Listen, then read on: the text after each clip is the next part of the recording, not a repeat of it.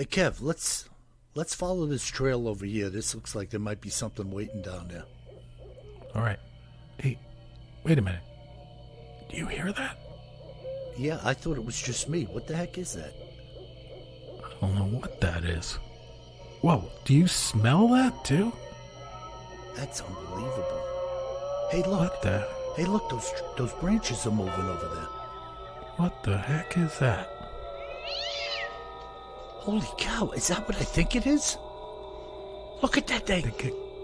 Oh my God. It's a freaking Sasquatch.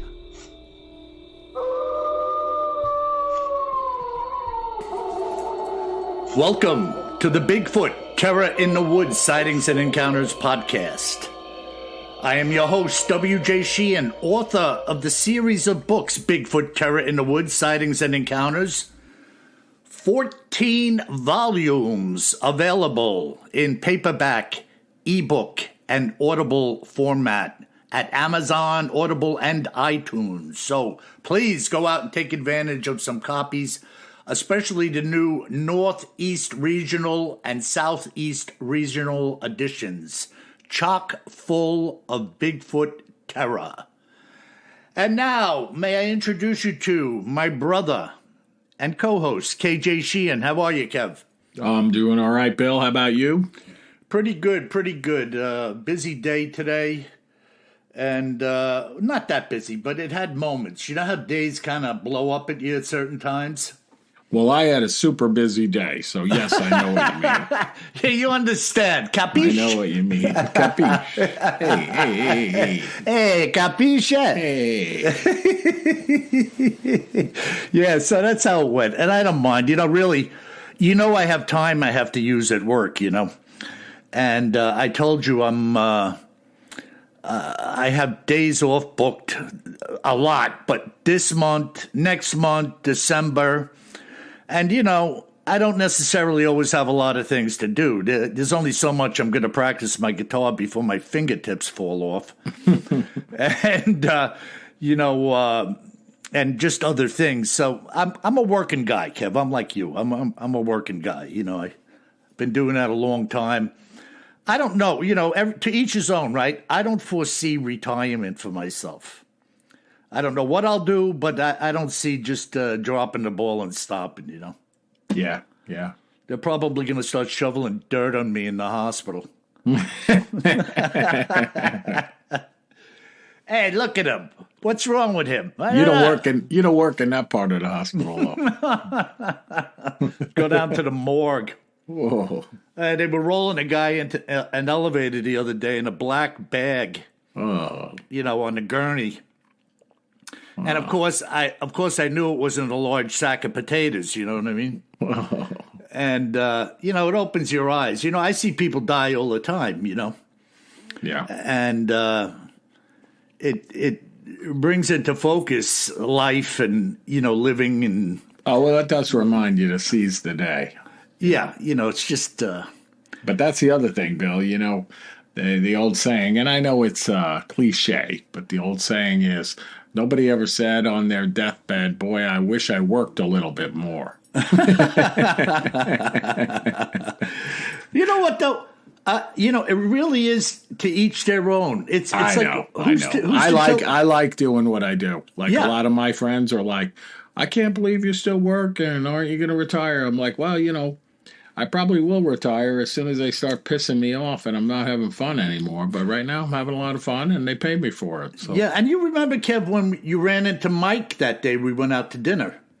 And what did he say? I'm starting my business up again. Yeah. He thinks he's going to lay down and whatever. And then he's like, man, I need some activity. I need to chase. I need to be in the fight, Yeah, and that's the thing for me. Like, I'm such a type A personality, always going. And, it's like, I get up at 6:30 in the morning and I do all the crossword puzzles in the New York Times and stuff by 7 o'clock. Like, I'm like, all right, I got that done. Now I got to go do something else. Give me another newspaper, damn it. Exactly. So what are we going to do? Well, I'm sorry. What do we have at our Cryptids in the news and other oddities segment. Well, as we mentioned in our last podcast, Halloween is coming up, and you're talking about dead souls. Was I? Well, just now you were. So I was thinking, maybe we talk about some very creepy Halloween costumes. Indeed. And the origin of some of the Halloween costumes that came about around the 1900s.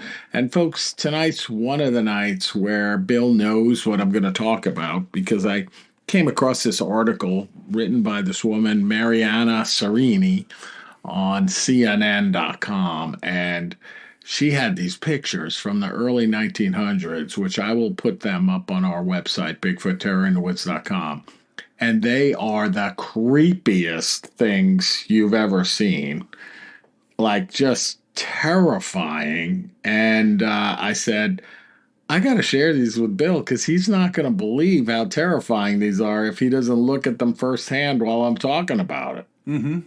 And Bill, what'd you think? I mean, absolutely grotesque. and not only grotesque, these things at that time, they didn't have rubber molds, injection molding, and all that. These things were handmade. Yeah, like paper mache and stuff. But, I mean, they are the things that nightmares are made of.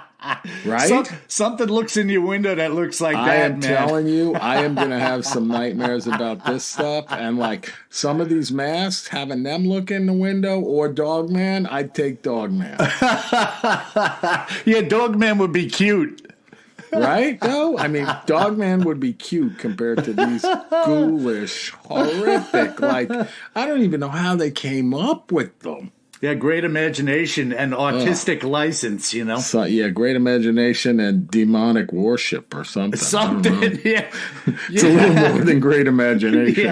I'm pretty imaginative and pretty creative. I can't come up with this crap. Now, listen, I have a woman that I work with, younger than me. She has tattoos on the parts of her body I can see of all the horror film ghouls. Oh, yeah, I've seen that before. Yeah, she's got like Freddy Krueger, Mike Myers. I mean, I don't even know them because I'm not a horror guy. But right. I know what I'm seeing, and I know what she's presenting, and how you would ink your whole body, especially as a woman. To go, imagine your grandmother wearing a pair of shorts in the summer and she's inked up with freaking Night of the Living Dead creatures. Just I see a lot of that, Bill, these days, you know. And I mean, I don't want to judge. It's like, all right, whatever, but it's pretty creepy. It is creepy. Yeah. You know, in years gone by, Kev, right? Only men had tats. You know, and now it's totally different, though, Bill. Yeah, I get it. I live out at the beach, and it's like everybody's got tattoos. Yeah, they're all linked up with the neck and hanging out of the shirt. This guy's walking around with a suit and tie, and the whole neck is collared. Yeah, crazy, man. But so let's get into this. Let's jump into this a little bit here. Mm-hmm. So I'm still distracted by these ghoulish images, which we're going to describe some of them here. But let's get back to the roots of dressing up on Halloween, right? So the tradition of dressing up goes back to the holidays, both pagan and Christian roots. So, you know, it started out as a pagan holiday to ward off evil spirits or reconcile with death. So, you know, basically it was believed that the dead would come above the ground and roam the earth on this night so that you would dress up like these evil dead spirits so that they would think you were one of them and not bother you. Right? You've heard that story before, and we've talked about it. And, you know, back, say, like in the early 1900s, which that's where a lot of these costumes we're going to feature on our website come up, people really opted for the morbid, serious, ghoulish costumes. Like, you know, people didn't dress up like the pop star or, sports star of the day or a hobo or something like that. They dressed up as something super creepy that would ward off the other evil spirits. Mm-hmm. Be like, let me dress like something that would scare some demonic spirit if it saw me. So that's their motivation. And, from what I can tell, they did pretty damn well.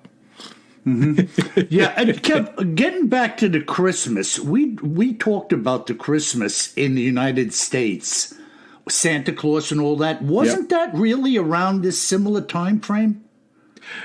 They're all around these festivals of the season, right? So this is around Halloween is around Sanwa, which was a changing of the season and heading into winter. Mm-hmm. Right, like often driven off of the calendar, right? Because they didn't know a lot about the changes. I'm not talking about in the 1900s, but in ancient times, and Halloween was going on then too. Wow. So we can talk about that. Like the ancient roots of Halloween go back around 2,000 years, and they consider it. Historians consider the Celtic pagan or Celtic pagan festival of, it looks like Samhain, but it's pronounced Samhain, which marked summer's end and the beginning of the year's darker half. Okay, so you're moving from the light of day into the cold and the darkness, and of course back then all the diseases and stuff like that really came about more in the wintertime than in the summertime. You'd be catching a cold and you end up with some bacteria and it would end up killing you, right? So during this festival of Sanwa, early then in the ancient times, it was viewed that the world of the gods became visible to humans, and that resulted in supernatural mischief. So people would offer treats and food for the gods that were roaming the earth, while others would wear disguises like animal skins and animal heads, so that the wandering spirits might mistake them for one of their own. Right? But then at the same time, these people would be, because they were hiding behind their costumes, they would end up often playing pranks on one another, but they would blame the spirits. Right, so you could see that they're probably having a few drinks and saying, "Hey, let's sneak up on Bill and do something to him, and we can just blame it on the evil spirits," right? And this all continued throughout the evolution of Halloween, going from 2,000 years ago to today, right? To a certain extent. And then Christianity adopted October 31st as a holiday in the 11th century. So that long ago. I mean, it's hard to believe, right? Yeah, no. And Halloween derives, of course, from All Hallows Eve, or the day before All Saints' Day, which is November 1st. Right. The 31st or the 1st. Exactly. And many of the folkloristic aspects of Samhain were incorporated and passed on, including costumes, in the Christian holiday of All Hallows Eve. So pretty cool. And then in medieval England and Ireland, people would dress up in outfits symbolizing the souls of the dead. And they would go, this is pretty cool, they'd go house to house to gather treats or spice-filled soul cakes on their behalf. And this Christian custom, sorry, I can't talk tonight, was known as souling, Souling.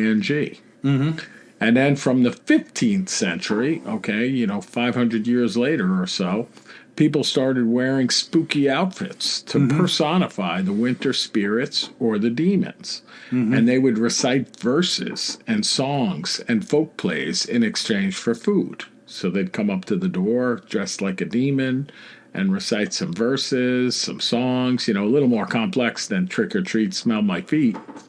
And they'd get a treat. And this was called mumming. Mumming? Mumming, M-U-M-M-I-N-G. So you have souling and mumming.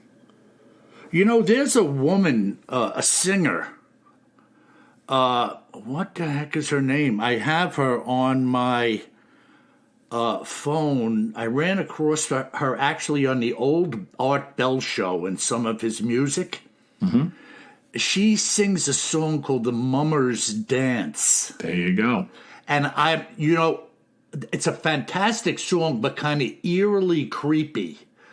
And I always thought it was like very provocative in the way it was sung and the background music. And now that's this Mummers thing is making me wonder if there was some connotation to the naming of that song and the playing of it. Yeah. So you're going to have to look it up.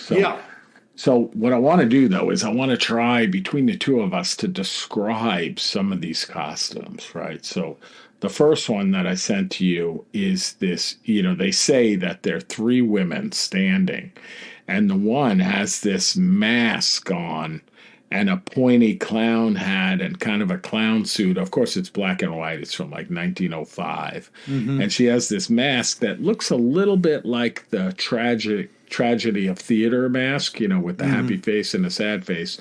But it has a nose on it that's like a foot long. Mm-hmm. And she's bent over at the waist with her hands behind the back, looking like staring a foot away. Her nose is a foot away from the face of this other woman that has this ghoulish face that looks like, they were in like third degree burns and their face melted off. Mm-hmm. And then they're wearing a long dress with that getup. Wow. Right? You saw that one. Yeah. What the heck? How can you come up with this stuff? Mm-hmm. Right? And one of my favorites is they say this guy is dressed like a ghost. But, we think of a ghost as like somebody wearing a sheet over their head with two holes cut for the eyes, right? And this guy has got a sheet over him, but it's got a hood around his head, and then his face is like almost like covered in gauze with two little holes for the eyes, little holes, and then a tiny round hole for the nose and a tiny round hole for the mouth. And like his nose is painted black and his mouth is black. Ugh. I mean, it looks like somebody that's coming to kill you. Yeah, like some type of madman serial killer type of creep. And that photo's in 1905, and they say of a person wearing a ghost costume in a rural schoolhouse. I was like, oh, man. Again, I'd take Dogman over him. Mm-hmm.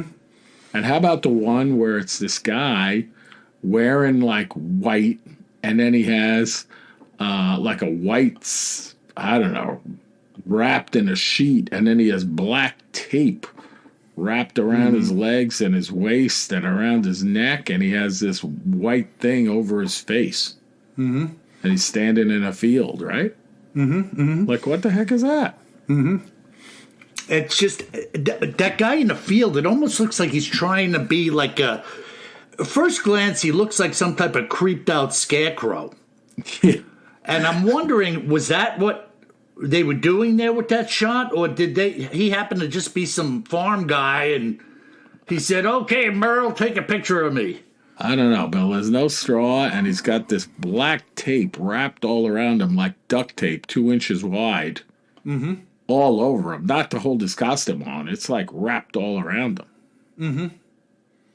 It's the guy, and other simple things, Kev, like the group of guys with like an interior light on or flashlights in the car at night, dressed up like. Oh yeah, they got like these toga things around their head, and then these white skull masks on that they made. Yeah, and they're sitting in the car, the three of them. You saw them coming. You were like, oh my God, I'm dead.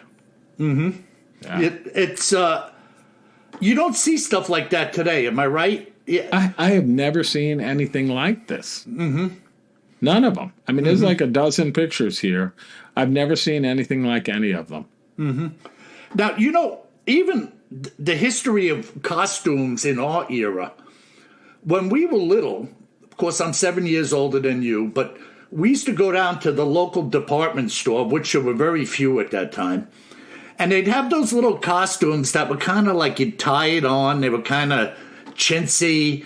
a little plastic mask with a rubber they band were like holding it thin around. fabric, like a little jumpsuit, kind of quasi, that tied in the back, and then a plastic mask. And the plastic mask was the most realistic thing. Like if you were a tiger, you had a tiger mask. Just and you had to be careful with them, because if you had an oversized dome like myself or you, the rubber band would pop on the back of the mask. And I tell my bride, Bill, you don't remember this, but it's like all kids, this doesn't fit with our story, folks. I'm sorry, other than it's a Halloween costume. But my first Halloween costume that I remember, all the kids were dressing up. It was like in kindergarten, and they would have the parade right at school. You'd go to school with your costume, and you'd go out at lunchtime or whatever, and you'd walk in the parade with your costumes, just at the school. It wasn't a real parade. Yeah. And I wanted to be like a tiger or something, whatever little kids wanted to be, Superman or Batman. And Mom, because our mom was super crafty, and she made a costume for me out of paper bags, brown paper bags, and I was a bird. And it was a traumatic experience, Bill. You're saying a lot of Come on. Well, you got to say something about Mom dressing me up as a bird made out of brown paper bags. Kev, I have a picture of you. In a brown paper bag bird costume? I have a picture of you with Stephen Casale and Elise Wagner standing on the front lawn of our house, and you were mocked up as a scarecrow. Okay, you got to send me that. Yeah, I got to look for it. I know I have it.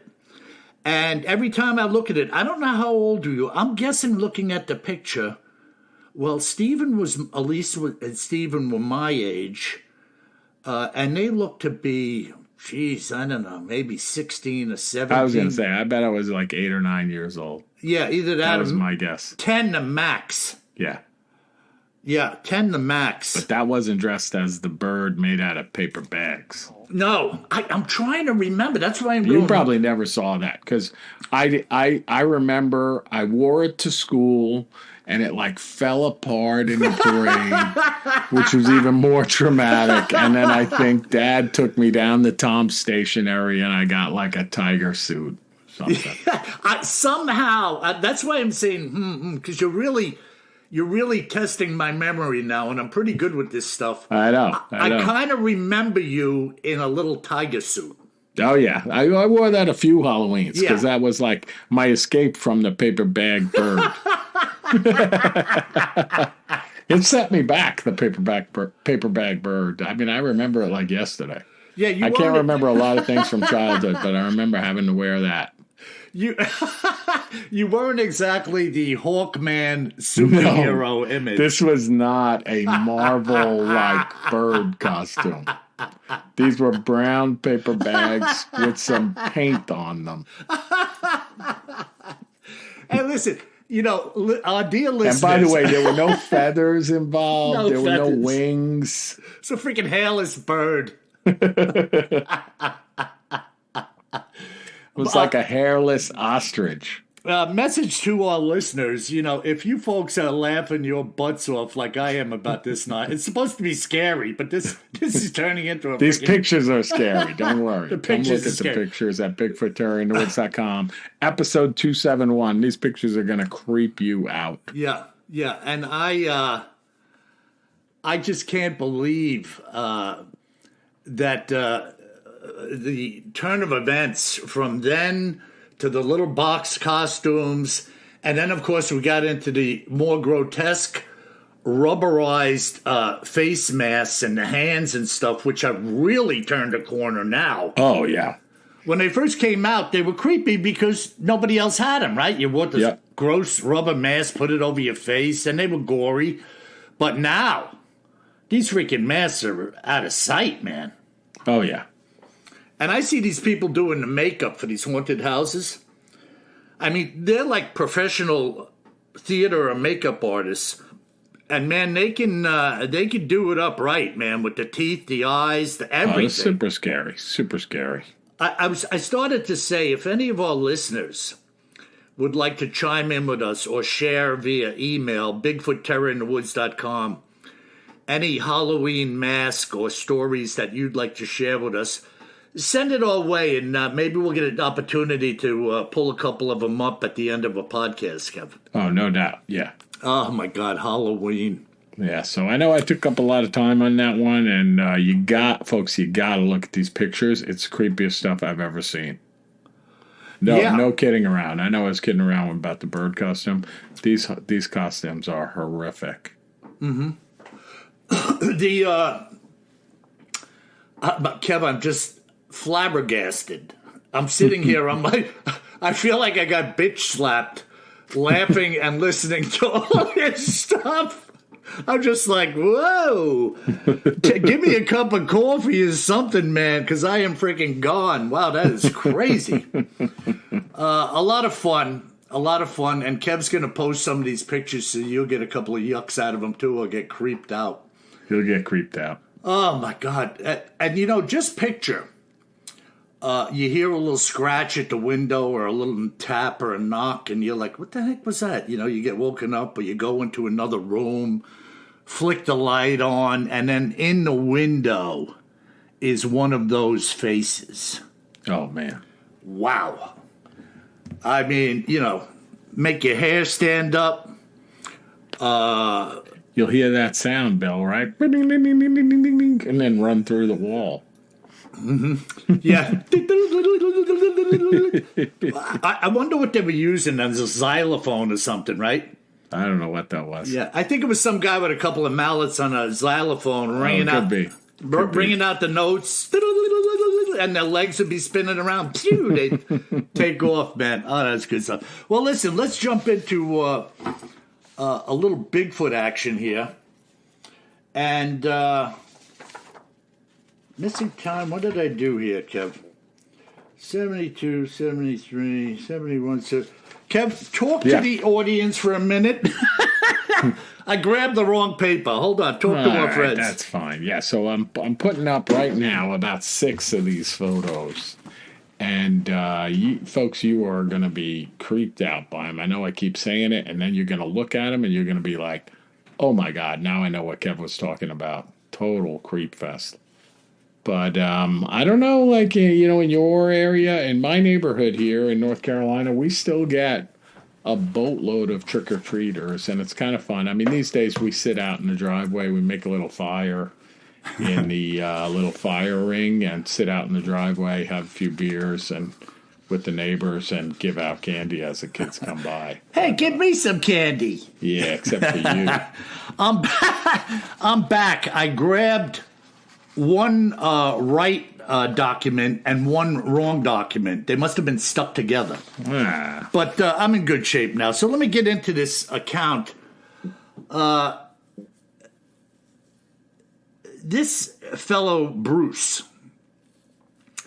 had mentioned that he had been the victim of, or at least felt like he was the victim of missing time. And I put this account after another account that had a similar happening, so that the evidentiary proof or the proposal of evidentiary proof would be seen by two different people in two different places by the reader or the listener. But the story I'm about to share with you is not really long, and I'm not going to try to embellish it in any way, shape, or form in an effort to make it more than it really was. And so strange was this experience in and of itself that Bruce said that he felt he must contact me and share the events that surrounded it with, of course, me and my readers and now my listeners. He said he entered into the woods southwest of Quenzel. This is up near, he says it right here, which borders the province of Alberta, in Canada, of course, into what is well known locally as the Caribou Country. Although I had been in the timber for 3 consecutive days and had seen many bulls, I had but one tag, and I wasn't going to settle for anything but the best. The day was filled with brilliant sunshine and was virtually cloudless, and I was working my way in and around some fairly rough terrain.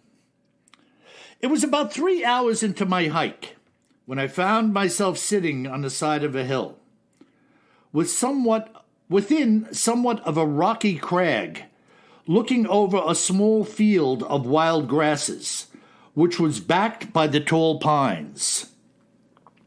Having hiked more than likely over 20 miles in the 3 days, I leaned my head back against the stone and nodded off.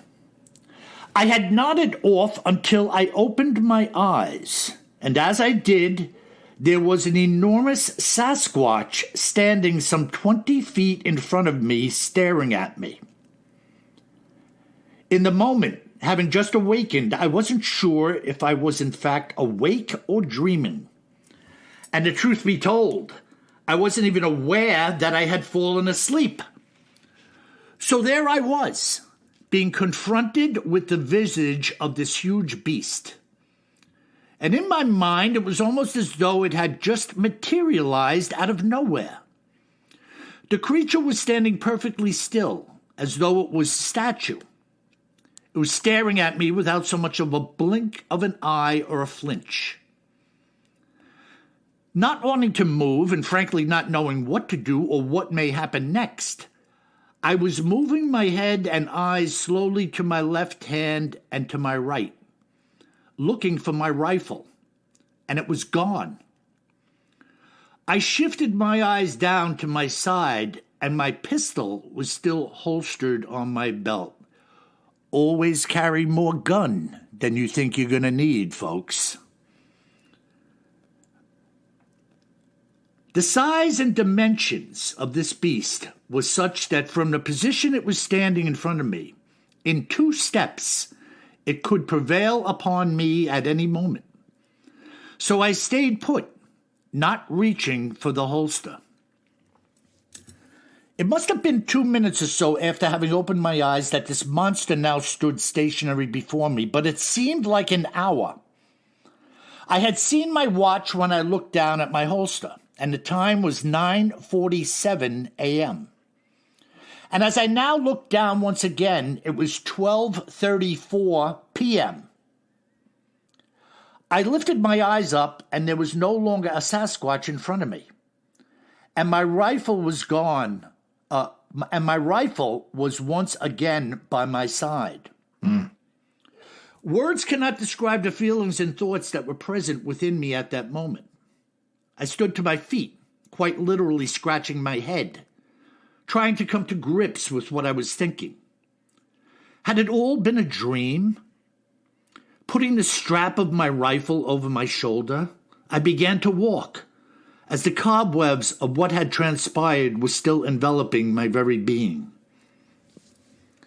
It was then, after having taken several steps in front of me, that my eyes were drawn down at the ground that lay before me.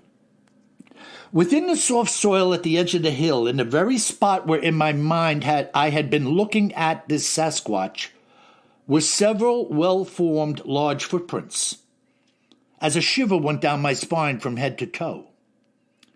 This wasn't a dream after all, and here was the evidence to prove it. I will not pretend to tell you, Bill, that I can even begin to wrap my mind around this series of events which befell me on that day. All I can say, Bill, is what you have already heard. I leaned back to rest, being very tired from the 3 days' activities on the hunt, when apparently I had fallen asleep. Upon opening my eyes, the Sasquatch was standing before me, unmoving, and my rifle was gone. Having looked down to ascertain whether or not I still had possession of my handgun, my mind registered the time as 9:47 a.m., after which I then apparently fell back asleep, although I have no recollection of doing so, and re-awoke at 12:34 p.m., seeing my gun by my side and the Sasquatch gone. And so, what exactly would you or I, or anyone else for that matter, be left to think about such a thing having happened? I could tell you that as I sat on the hillside, The day was very blustery, with gusts of wind at about 20. The Sasquatch stood before me motionless.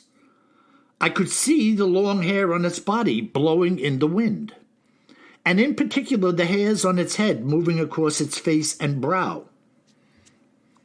The creature had to have been 10 feet tall or better, having a body as wide as my barn's door.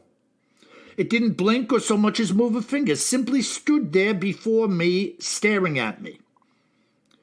One of the strangest things, one of the strangest things was that I felt no fear and was not startled in the least during this entire event, feeling rather like I was heavily medicated or in somewhat of a daze as I remained leaning against a rock wall. Well, Kev, what do you make of that? That's weird. Like a little bit of a dreamlike encounter, right? You know what just came to me while I was reading that last section?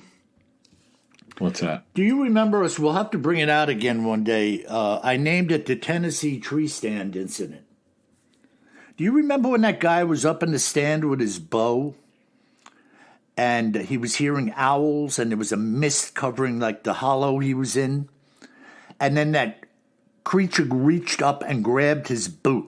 Oh, yeah. And he was like 18 feet up in the stand. Well, he said like 25 feet. Okay. But I said to myself, I don't think so. But he was high. Yeah. And then he said after it happened, he either sat there or he climbed down and like 2 or 3 hours had gone by. Oh, yeah. Like a little bit of time travel almost. Yeah. Or like this guy. He said, I looked down and remembered the time looking at my holster as 9:47. And then the next time he thought he reawoke from another possible sleep event, it was 12:30, 12:34. Yeah. Kind of weird. Very weird. Missing time. Not kind of weird. Very weird. Yeah, very weird. Now, what if this guy, instead of seeing a Sasquatch, had saw a couple of ghouls in those Halloween masks? He would have pulled the gun. Oh, there's no doubt about that. Yeah. You know. He would have pulled that pistole. And he would have been running. Bang, bang, bang, bang. It's like you're looking at death. Yeah. Hope the cops don't find you. I'm telling you, folks, you look at these costumes. I know I'm beating them to death. You look at these costumes and it's like, man, if you ran into a serial killer that was going to dress up as something, this is what they'd be wearing. Mm-hmm. Really crazy, Kev. Really crazy. Yeah. So what do we have on our list of mail for today? Yeah, we got some good listener mail. So the first one comes in from William. Not to William, but from William. From William. And he says, the subject is good read. And he says, message, I just realized the other day that reading all these Bigfoot adventure stories, all of WJ's books and others, has gotten me back into reading on a daily basis. There's nothing like a short adventure story to get and hold your attention, especially when they purport to be true accounts. Can you imagine how much more fun reading could have been in school if we'd been reading some good Bigfoot stories instead of the boring classics? Mm-hmm, and Bill, you remember when you had a teacher write in a couple of years back where he was getting his youngsters in elementary school into reading by reading your books? Yeah, we actually have, I know of 2, I think there's 3 schools, and I did that interview with the grade schools up in upstate New York. Yeah. We had 3 classrooms of children. I think they were 4th grade, Kev. Yeah. Teacher had contacted me. He got the other teachers involved.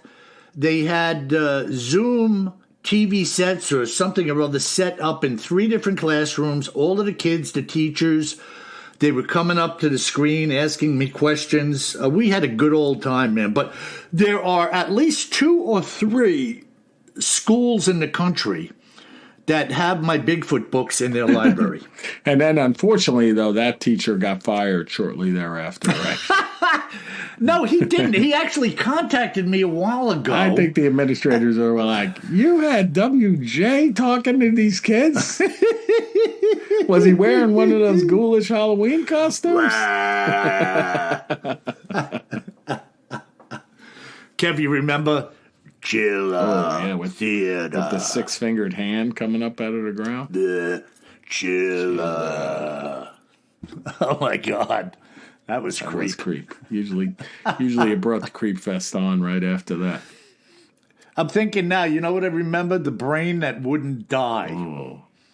And you want to talk about corny B-grade movies. They had like a bar table with the full-length tablecloth going down to the floor. You could see that there was a hole cut in the middle of the circular table. And there was obviously a woman kneeling under the table with her head sticking through it and like a giant fish bowl over her head. And during the brain that wouldn't die, every time the guy came in the room or something, the mad scientist or whatever, she would start being like, bad mouthing them and everything. Those were the days, man. Oh, man. Yeah, just absolute freaking nonsense. The Blob. Oh, the Blob's a classic, yeah. The Attack of the 50-foot woman. Yeah. Another good one.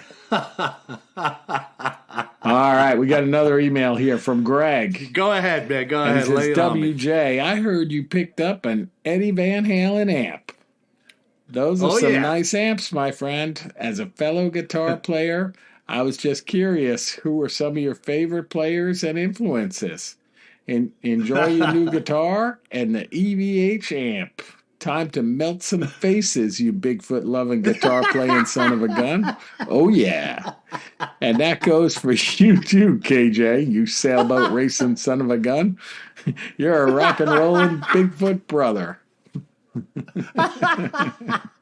That's funny. Now, that is Greg, who I gave a shout-out to in the last podcast. He's a big old boy that does the bouncing chores out at a rock club in California. Oh, cool, man.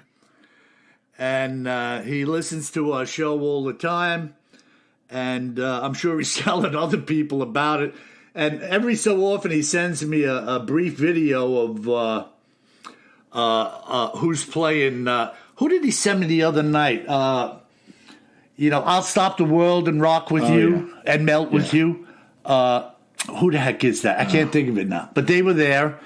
A kind of a one-hit wonder band, right? Yeah, it's a British band, I think.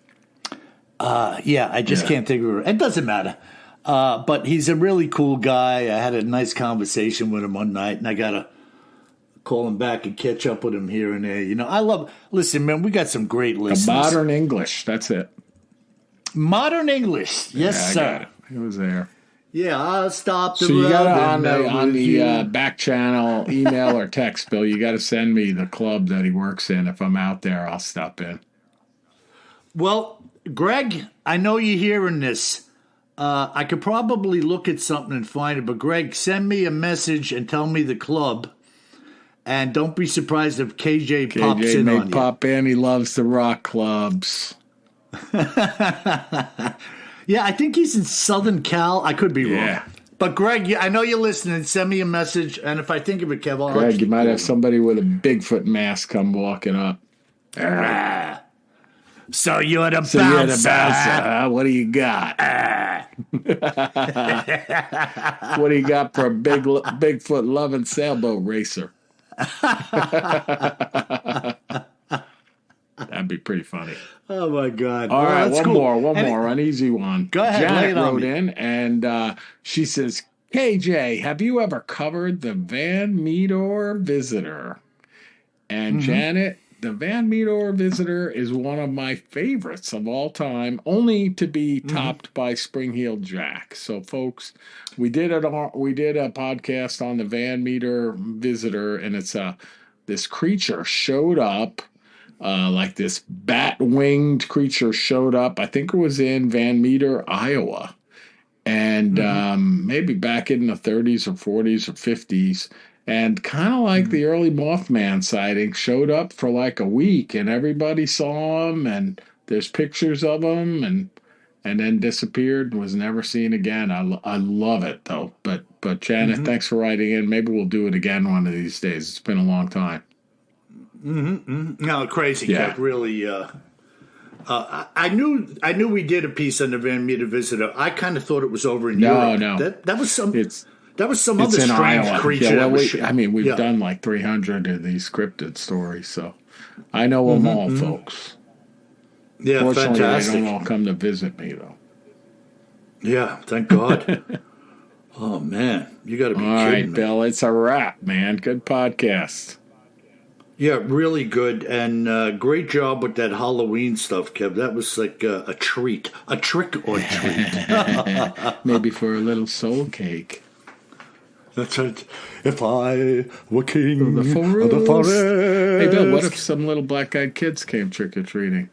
Hi. They'd get their ass kicked on my front steps. No, I don't want a treat. I'd like to come in and use your phone. I'm looking for my mother. Mm-hmm. Indeed. Well, why don't you step in for a minute while I blast you to hell? Pull out my 12 gauge and send them out the way they came in.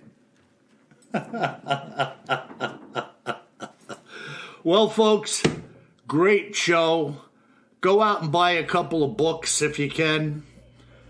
Support the cause. Leave good reviews for the podcast and the books if you would. And remember this. If you should be Halloweening in some dark and dreary place, wandering around in the night, the wind howling, the clouds obscuring the moon, you best remember one thing, my friends. Even on Halloween, always carry more gun than you think you're gonna need. Sleep tight.